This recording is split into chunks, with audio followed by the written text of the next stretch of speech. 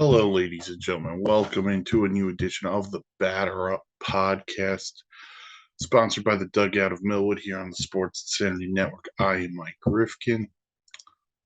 So, what we're going to do today, LDS recaps, and we'll preview the league championship series as we take one step closer to finding out who will be the 2023 World Series champions. And I got to tell you, if you did one of those bracket things on MLB.com, I'm not sure a lot of people had this Final Four go down. In the American League, we're going to have the Battle of Texas between the Rangers and the Astros. And in the National League, you're going to get the Phillies and the Arizona Diamondbacks, which I'm sure not a lot of people saw coming. But that's where we're going to start. We're going to start in the National League, and then we'll go into the American League Series. But we'll start with the LDS recap before we get into the LCS previews. And we'll start with the game the series that ended last night, which was the Phillies beating the Braves in 4 games. They won Game 4 by a score of 3-1. The Phillies outscored the Braves 20-8 in that series. So the Phillies offense was up to the task. The Braves offense really wasn't. If you look at the numbers that the Braves offense posted, as a team, the Braves hit 186 in this series. 186 for a team that was so good offensively during the regular season. The Phillies pitching was able to stifle. And let's be real honest here. Think about how the series started for the Phillies. They couldn't pitch Nola and Wheeler in games 1 and 2 because they had pitched them in the wild card games against the Marlins. So they had to start Ranger Suarez in Game 1. They get a shutout. Game 2, the only game the Braves won, which was Game 2, honestly, they should have lost because if Rob Thompson sticks it out with Zach Wheeler a little bit longer, who knows if the Braves come back or not. So the Braves win Game 2. Game 3, the Phillies offense just exploded. And Game 4, again, Aaron Nola was good in Game 3. And then Ranger Suarez and the bullpen did its job in Game 4. And the Braves had their chances. No one's going to sit here and deny it. But this is the second straight year that the Braves lose in the LDS to the Phillies. So I'm going to go through the Braves first, and then we'll get into the Phillies who won the series. My question for the Braves is, this is the second straight year you lose in the LDS to the same team, which I think was the first time in MLB history a team that's won 100 games back-to-back years was eliminated in the LDS by the same opponent. What needs to change? Because this core is locked up. Olson's locked up. Albies is locked up. Riley's locked up. Harris is locked up. Acuna's locked up. Sean Murphy's locked up, who they acquired in the winter from Oakland, last winter from Oakland. So what changes are there changes coming on the horizon? Brian Snitker's not losing his job. Like that's not something I'm going to throw out there. Rotation-wise, what are they going to look like? Strider's going to be there. Max Fried's going to be there, barring health, but he'll be there. He's under contract for another year. But no Kyle Wright. What happens with Charlie Morton? Bryce Elder kind of fell off during the second half of the year and wasn't really good in his Game 3 start. So what are they going to go out for a big starting pitcher? Are they going to sign a middle of the rotation guy? I don't know what their plan is. And listen, if Charlie Morton's healthy, he probably gets the ball in Game 3, which probably moves that takes Elder out of the equation. But I don't think that's a real excuse because the Braves didn't hit in this series. Outside of game three, the starting pitching was fine. Strider was fine in game one. He was fine again in game four. Game two, Max Free was coming off of a blister issue. You know, he gave you something, but I just the thing is, every year we talk about something. When a team loses, that we don't think wins 100 games, we think they're this absolute juggernaut. And I sit here today going, I don't know what the Braves' plan is this winter. Is it to be attack the rotation, get at least get another decent starter to go behind Strider and Fried? Maybe you want to get another guy, maybe to separate Strider and Fried, create a big top three. Maybe they go after an Aaron Nola, which would make sense. Nola went to LSU. He's a New Orleans native, but Atlanta, New Orleans, I mean, it's the deep south. Maybe that's something they think about. I don't know. But Alex Anthopoulos has done a really good job. So whatever he does will probably work because it's worked for the most part. And this is a team that won 100 games, won the NL East again. They're really good. The ultimate question I have is who's playing shortstop. Is Arcia going to have another year like he did this year? We'll get to him again in a minute. Is Vaughn Grissom going to step up? When they thought he would take over for Dansby Swanson, is there someone else they look at? I don't know. So those would be some questions I'm looking at. So I do want to get into this whole Orlando Arcia thing too. So I've got to get the reporter's name right on this. So before I get started, the name has okay. It's Jake Mintz, who is a credentialed uh, baseball. He's credentialed by the BBWA.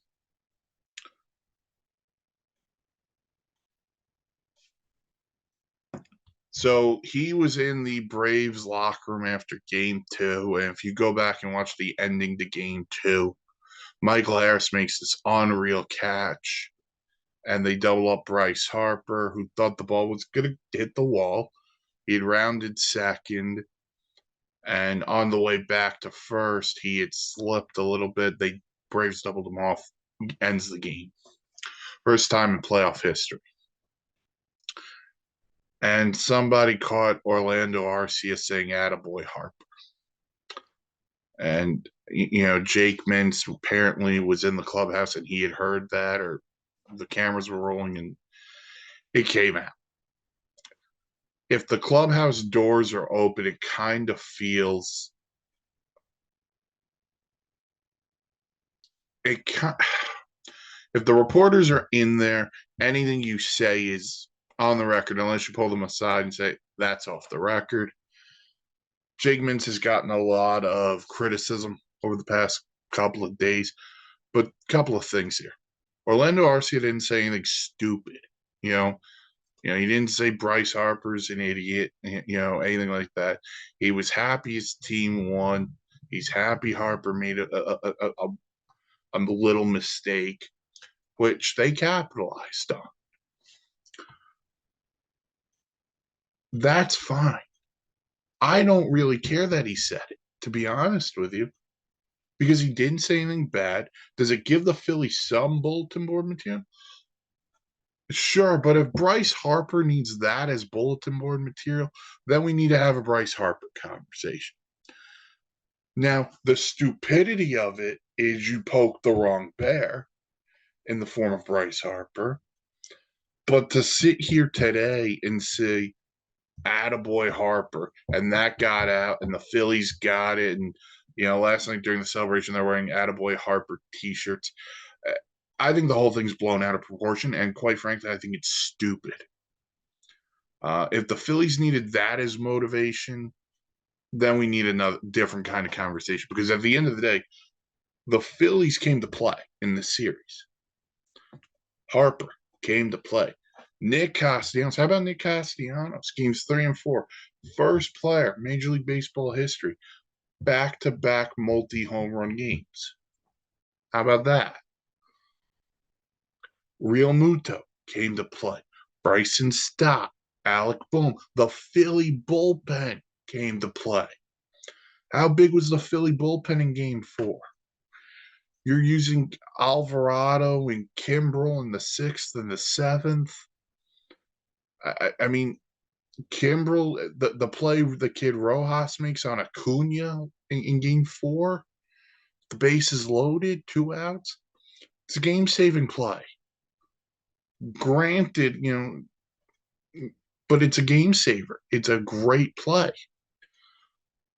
The Phillies made plays, and they got clutch hits. The Atlanta Braves did not. Give Rob Thompson credit. Give the Philly players credit. Give that crazy fan base in Philly credit. They were raring to go in game 3. But if Rob Thompson doesn't pull Zach Wheeler in game 2, we might be talking about a Philly sweep. That's how good the Phillies played against the Atlanta Braves. And like I said, the Braves didn't hit. And I'm not making any excuses for the Braves because there are no excuses to make. You credit the Phillies pitching staff. But don't sit here and tell me that the Orlando Arcia attaboy Harper stuff, don't tell me that motivated the Phillies. Phillies should have been motivated from the get-go. They finished 14 games behind the Braves. That should be your motivation. Everyone's overlooking it. Everyone thinks the Braves are going to get passionate. Use that as motivation. And for the people who are going off on Jake Mintz, relax. Relax. He's a credentialed reporter, and you just want 5 minutes to just air a beef because you don't like what he got. It's not like Orlando Arcia pulled him aside, put his arm around him, and say, Harper guy's an idiot for what he did. It's ridiculous. So that's where I'm at on that. So good for Philly. They move on to the NLCS. They'll play the Diamondbacks, who, let's be real honest, they bludgeoned the Dodgers. And the Dodgers got punched in the mouth in the first inning in the first game when Clayton Kershaw gave up 6 runs. And they never recovered. Never recovered in that series at all. We could sit here and say whatever we want, but the Diamondbacks, I don't want to say they brutally dismantled the Dodgers when you win 2 games 4-2.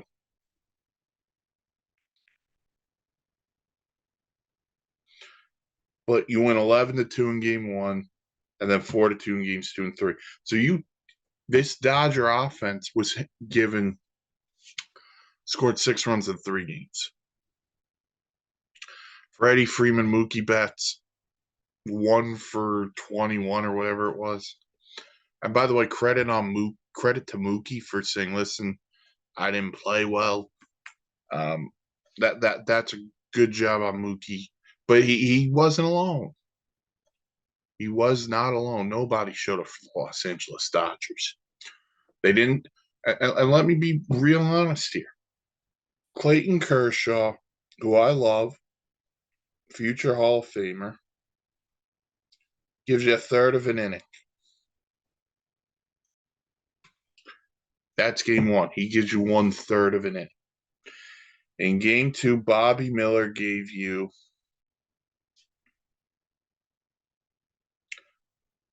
an inning in 2/3. So he didn't even complete 2 innings.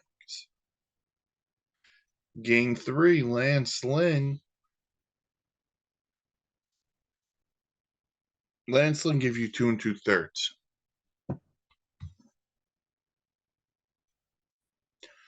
So a third of an inning and 2/3, and then 2 2/3. The Dodgers starting pitching, along with the Dodgers offense, let them down. Outside of game one, because the bullpen kept them in games 2 and 3. And here's the thing, and here's where I'm going to get at with the Dodgers. There's part of me, and listen, everyone's going to say this was supposed to be a step back year for the Dodgers anyway. The Padres were supposed to be better. The Giants and Diamondbacks were wild cards. Who knows? And then there's the Rockies. That's how the NL West was going to play out. You're the Dodgers. You won the division again. You won 100 games again. But once again, you kind of no-show the playoffs. And I know there are years they've lost in the league championship series, and there have been years they've lost the World Series. But at some point, the Dodgers need to have its for me, as an outsider on the Dodgers, they have to be World Series or bust every year because of how the roster's constructed, how the payroll is, and given who they are. They are World Series or bust. And let's be real honest here. Without 2020, they've busted every year. I love Mookie Betts. I love Freddie Freeman. Great players. Who else in that lineup really scares Muncy? Muncy had a Kyle Schwarber-esque year. A lot of home runs, not a high average. Will Smith, I love Will Smith. JD Martinez had a good year. But these guys I mentioned, Martinez, Muncy, Freeman, they're getting into their mid to late 30s. Mookie Betts, I think, is probably near 30. Double check that for you in a minute. But that's the problem I have with this team. Like, these guys are great players, but they're also getting into an age issue a little bit.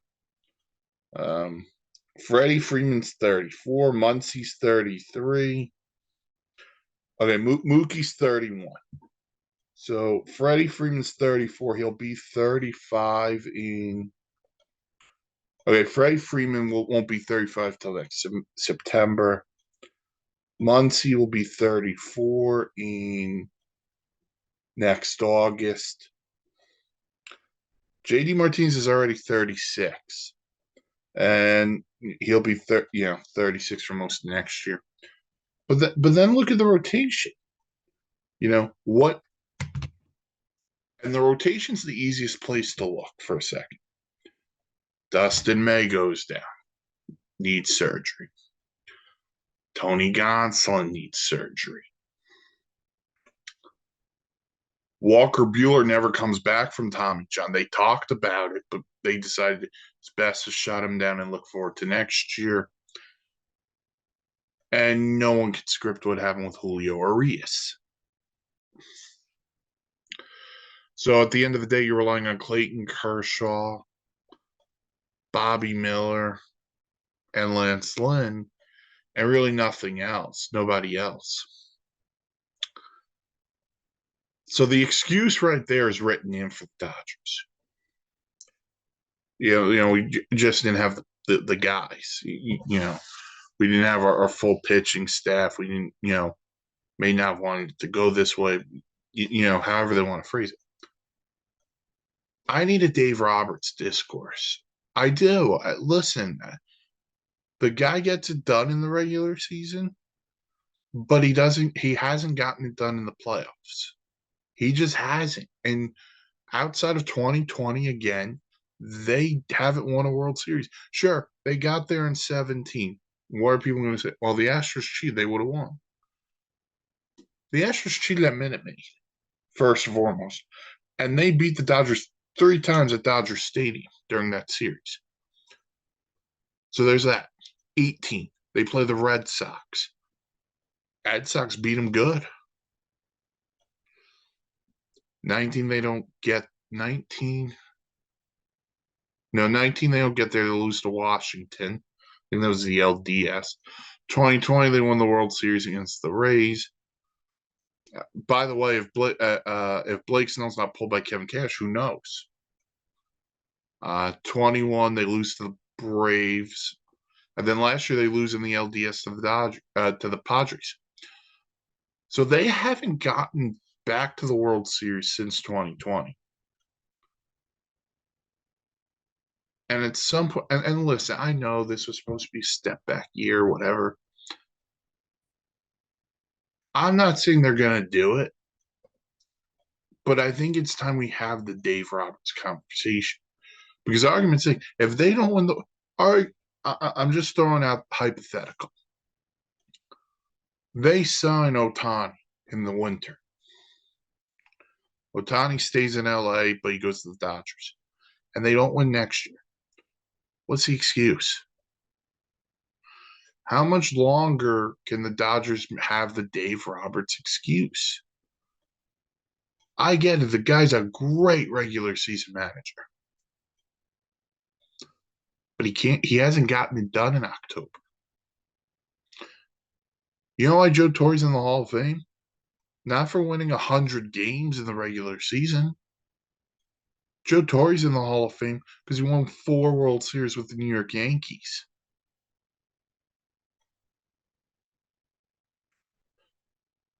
You know what made Bobby Cox a great manager?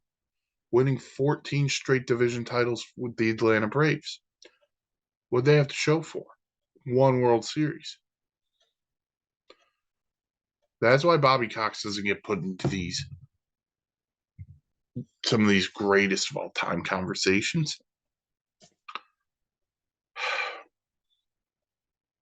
For me, if I'm a team or if I'm the Dodgers, unless there's someone out there you truly love, you're probably not firing Dave Roberts. But I think we need to start having a conversation about turning up the burner on that seat a little bit. That's all I'm going to say. Because if he was anywhere else and he didn't win,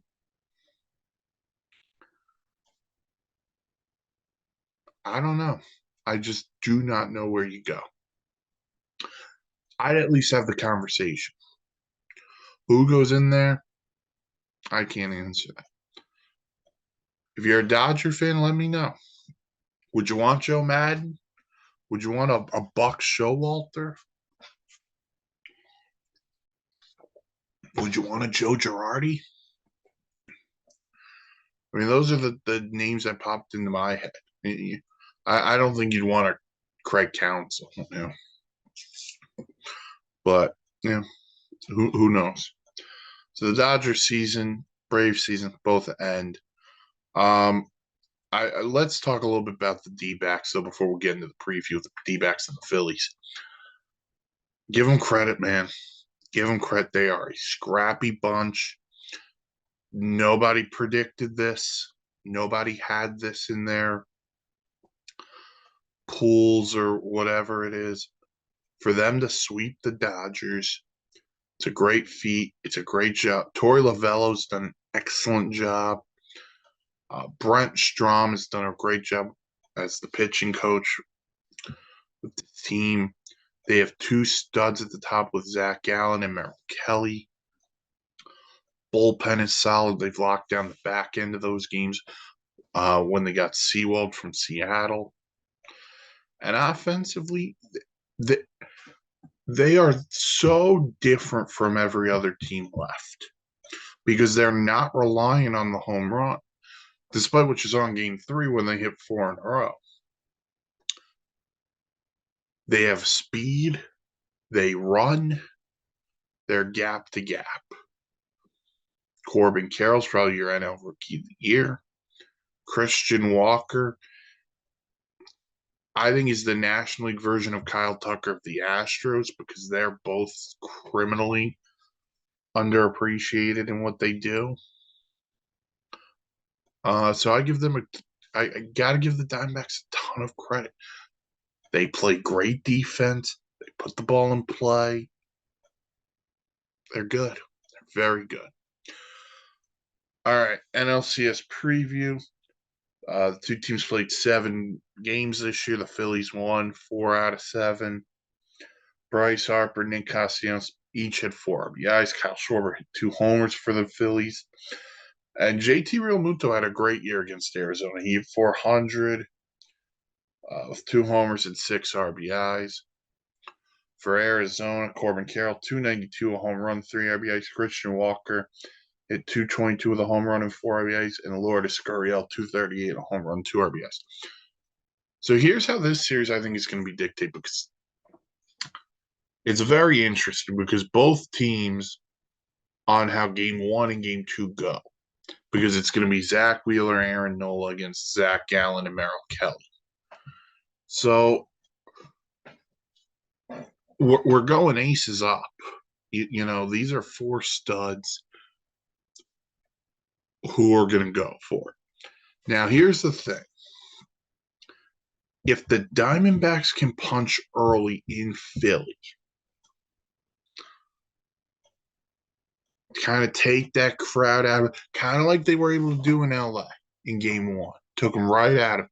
I'm not saying they're scoring 6 off Wheeler in the first inning, but if you can get a 3 spot, then we can say, okay, we got something here. We may have something here. And you come away with a split. If Arizona comes away with a split in Philly the first 2 games, that's a win for Arizona. I mean, listen, if they win both games, that'd be amazing. But I don't think that happens. I think they get a split. These are 2 of the hottest teams in baseball. Arizona kind of reminds me of Philly last year, to be honest with you. They got hot in September. They ran right through a team in the wild card round. They ran right through a team in the LDS. And now they're kind of an underdog team in the LCS. They kind of remind me of Philly in that way of last year. Now, Philly reminds you of Philly last year, too, because they're basically the same team that did it last year.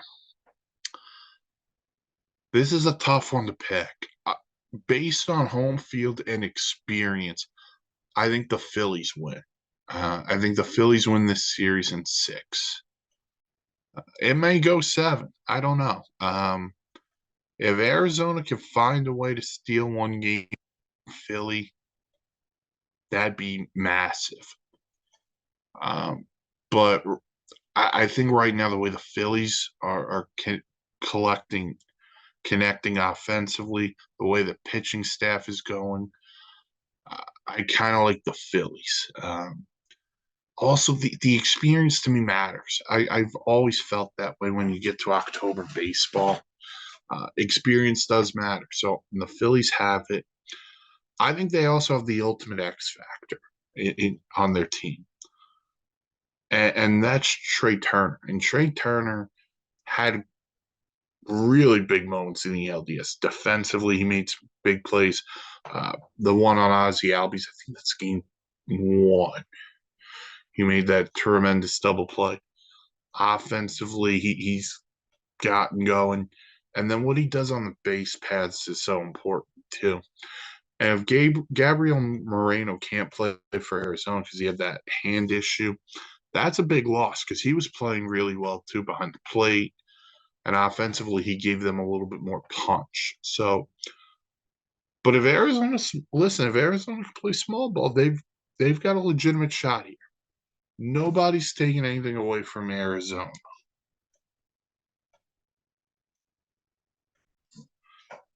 So I like Philly over Arizona in 6.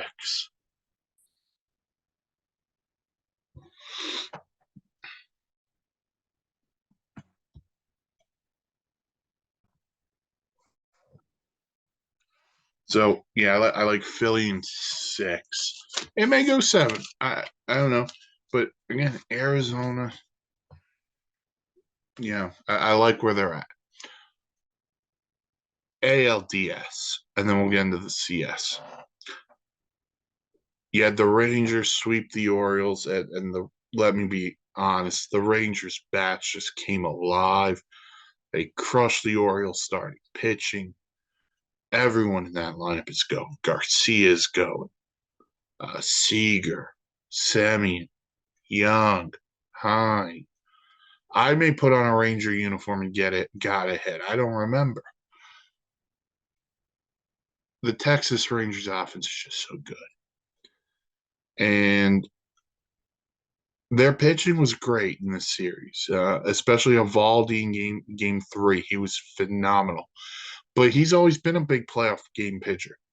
He was huge for the Red Sox at 18. So that was and it's such a win for them because remember, they didn't have John Gray and they didn't have Max Scherzer.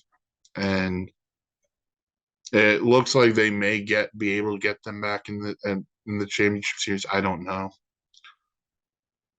And also they didn't have DeGrom, but they won't get DeGrom back. So that's a whole nother conversation. But listen, offensively, they're awesome. Bruce Bochy. Bruce Bochy has become his ticket to the Hall of Fame was punched when he was Giants manager. But he kind of is like wherever he goes, he wins, and that's so important. He's done such a great job. I think it's interesting because AL Manager of the Year could go to him. It could go to Brandon Hyde. It could go to Kevin Cash. It could go to a couple people. But the way this team played in this series against the Orioles, they took advantage of a young Orioles team, uh, and they hit the ball so hard. They were so good. Uh, give them credit. The Orioles, listen, two things on the Orioles. One, it's a good learning experience for them. Most of them had never been on that stage.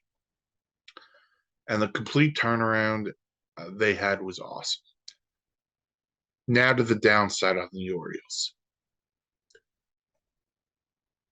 Their own organization kind of messed with them. And here's why I say that. Because let's go back to the trade deadline, because this is where I think there's a difference maker. They didn't do anything. Their answer to whatever their issues was Jack Flaherty. And Jack Flaherty didn't even start a game. He came out of the bullpen in game 2, I believe. But he didn't get a start in this series. And I heard John Smoltz say this during game 2.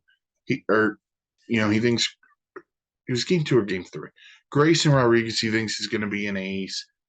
Bradish has pretty good stuff, but they don't have a guy at the top of that rotation that I could say right now that I could say I'd fear that guy. Now, this is where this winter comes into play because I think this team, of what they did in the second half last season and what they were able to accomplish this year, it's time to invest in this team. And you can invest in two different ways. You can invest through spending money in free agency, which they have not really done. The GM, Michael Ice, who's been there, I think, 4 or 5 years, he hasn't given out a multi-year deal yet. Every contract he has signed has been 1 year. Or you can make a trade.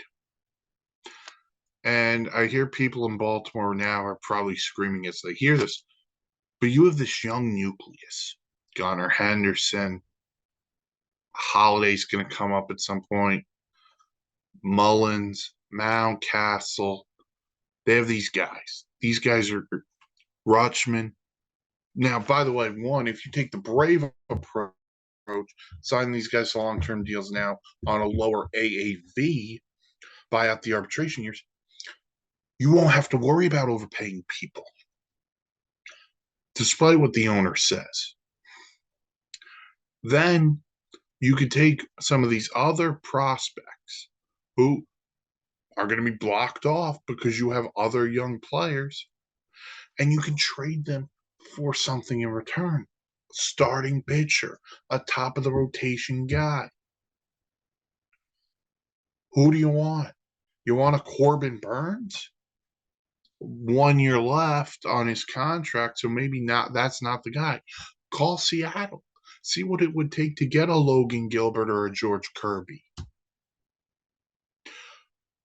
You know, hey, dip your toe into the Yoshinobu Yamamoto water.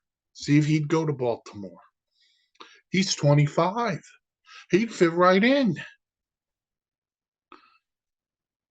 You find a guy who could be a top of the rotation guy so these other young pitchers can continually develop and you're not going to force them into things.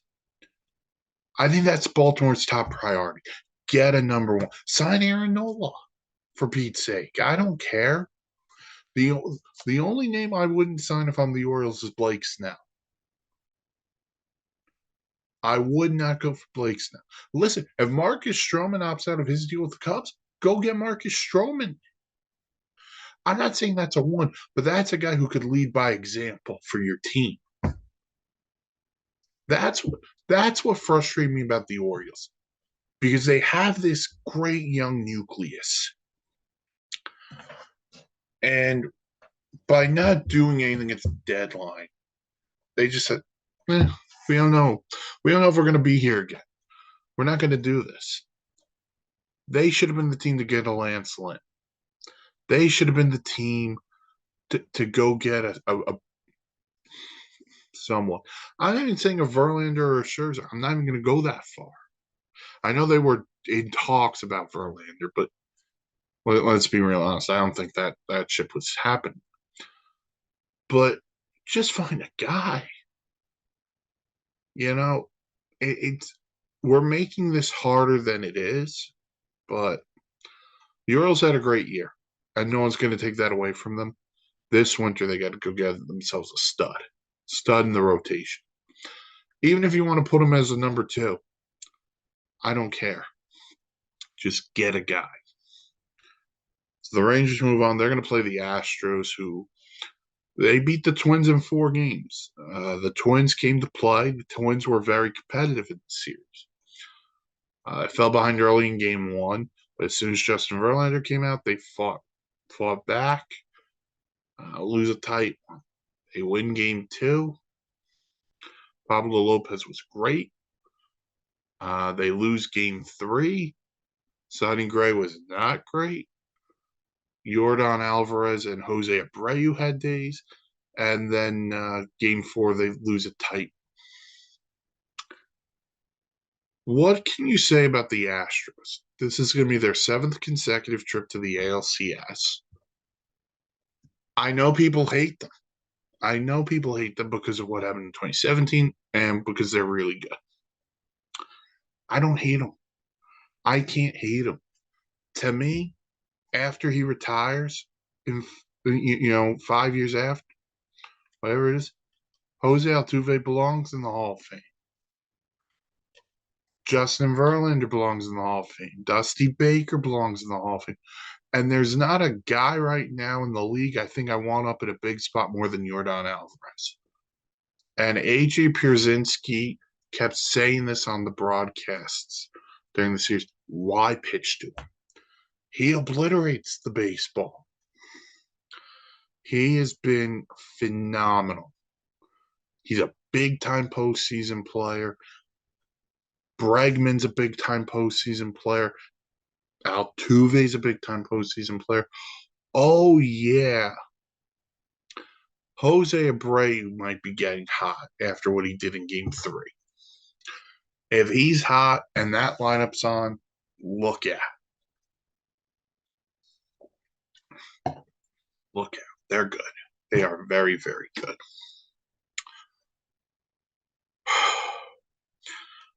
And listen, Verlander was great in game one. Framber Valdez was not great in game two, but he kept his team in it, which is a sign of a good pitcher. And Christian Javier was really good in game three, minus the base on balls. I like this team. I told you. I told you how much I love the Houston Astros. They're back. Houston against Texas this year, they were 9-5. Okay, here's some player numbers, but I'm going to start with this number here from Jose Altuve. Jose Altuve career in the ALCS, 291 hitter with 9 homers and 18 RBIs. It's the ALCS. Against Texas this year, he had 286 with 7 homers and 8 RBIs in 8 games. Kyle Tucker hit 400 with 3 homers and 7 RBIs against Texas. And Yordan Alvarez, 308, 3 homers, 8 RBIs against Texas. Corey Seager, 346, 2 homers, 5 RBIs against Houston. How about the year Marcus Semien had against him? 431, 4 homers, 12 RBIs. And Josh Young, 279, 2 homers, 5 ribbies. This is going to be fun. If you are a baseball fan, this is fun.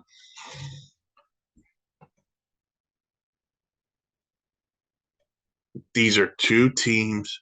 They don't like each other. They both went out at the trade deadline, made massive deals for Verlander, Scherzer.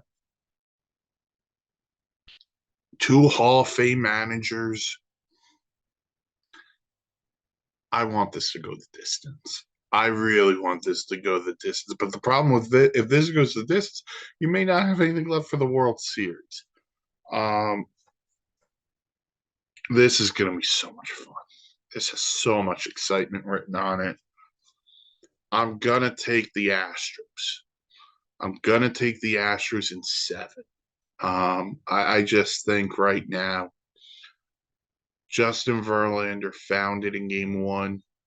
Javier was good in game 3.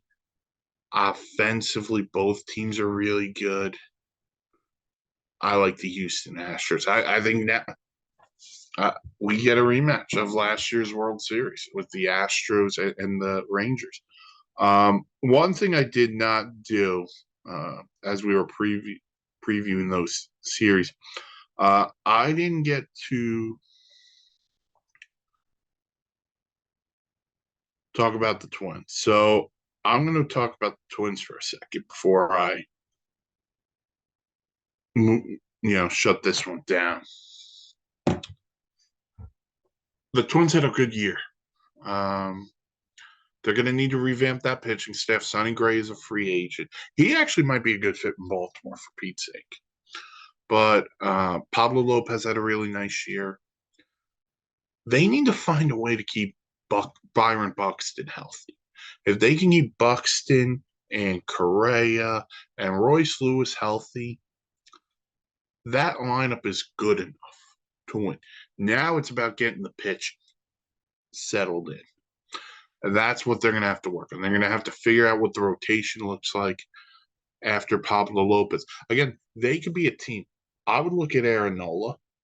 I would look at, I don't know if they want to spend on a Yamamoto. I would look at Marcus Stroman. I would look at anybody who's out there. Again, maybe they can find a way to make a trade. Kind of similar to how they got Lopez for Luis Ariz.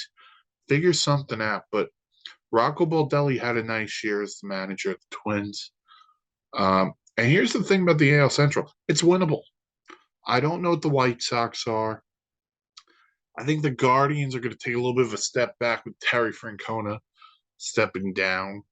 The Royals, I don't think, are close. And the Tigers have questions to ask because their young players played well at the end of the season, but I don't know if they're ready to jump into contention right away. So the AL Central is obtainable for the Twins again. So we'll have to wait and see how that goes. But we get the Battle of Texas in the ALCS. We have the D-backs and the Phillies in the NLCS. It should be a lot of fun.